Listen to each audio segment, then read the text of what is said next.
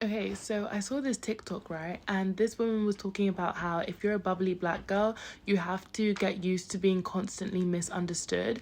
And it really made me think, right? Because I think a lot of the time, being a bubbly black girl can be a survival response. I'm not saying all the time, but I think a lot of the time when you are bubbly, and the only reason I can say this is because I used to be the bubbly black girl. A lot of the time when you are bubbly, you are externally kind of motivated. So a lot of the time you're reacting to your environment, a lot of the time you're attuning yourself to other people, a lot of the time you're doing emotional labor without even realizing, because being bubbly and being kind of on all the time is not necessarily like a natural state.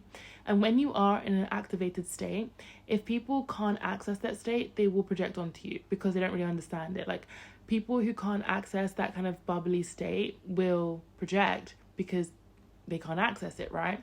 But then I started to think, if people are consistently misunderstanding you, if people are consistently misreading you, it could be because your state doesn't match your actual identity.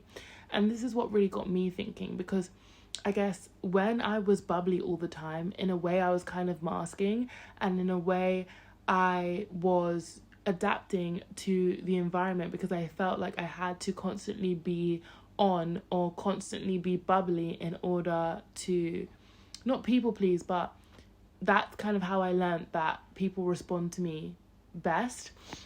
And then I realized when I was just more emotionally honest and I was just more comfortable being like regulated and reserved, which is my natural state, the projection kind of stopped. Like, it just reduced in a sense where people, obviously there will be people that misread you, but it wasn't as consistent as it was before. So it just really got me to think that, like, you know, if people are consistently misreading you and misunderstanding you, especially if you are someone that is quite bubbly, it could be that your state doesn't match your identity, not necessarily that there's anything wrong with you.